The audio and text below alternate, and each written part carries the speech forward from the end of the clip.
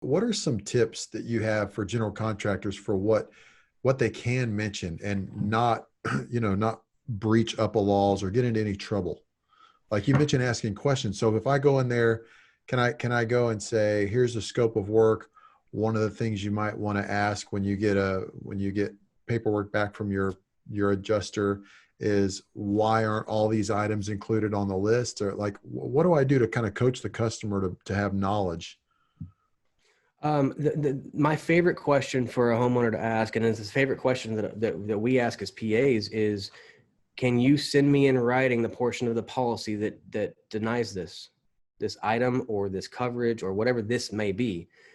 Can you send me the portion of the policy in writing that denies coverage for X, Y, or Z, for pipe jack, for the removal of pipe jacks, for the fascia, for whatever the case is?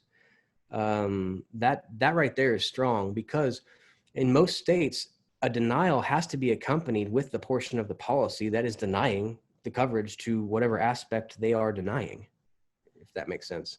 So you demanding that in writing is the single strongest thing that the policyholder can do, because now the adjuster understands, oh crap, I'm not just going to, steamroll these people.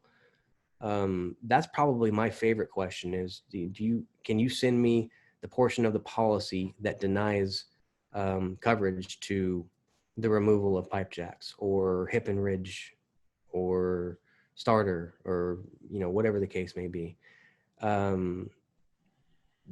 In the contractor's terms, the contractor can ask, so you probably intend to be sending a copy of the policy, the portion of the policy that denies the coverage for these things, right? So you can't be held liable for interpreting a policy when you're asking the adjuster's opinion on interpreting the policy.